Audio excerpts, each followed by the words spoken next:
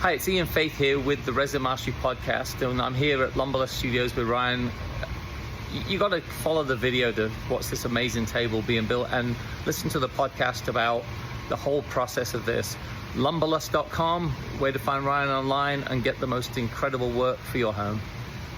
Hey, I'm Ryan from Lumberlust. I'm getting ready to finish this 36 by 56 oceanic resin dining table with Arizona walnut burl wood from the North Rim.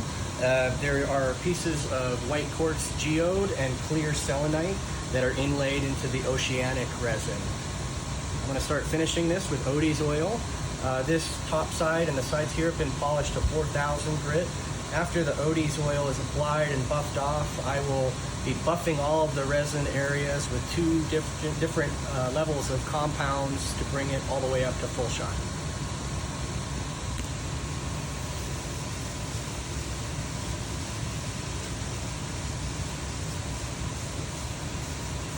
That is just amazing when you put that on, how it brings out the depth of color in the wood. Mm-hmm. The transformation from dry to finished is even more dramatic when it's not so polished. Right. It's already so clear, having been polished to 4,000 grit. When you only sand them to like 600 or 800 or so, it leaves it a lot more of a foggy, frosted sort of look, which honestly works better for some types of resin, like smoky, translucent resin, as opposed to, leaving this foggy wouldn't do justice to the crystals or the depth. No, of the wood. right. You can see the crystals, what do you call it, selenite? Yeah, the clear selenite. And then the way the wood changes colors on video in this, the way the wood changes colors from just the dusty to the depth and the richness, that's just amazing. Thanks.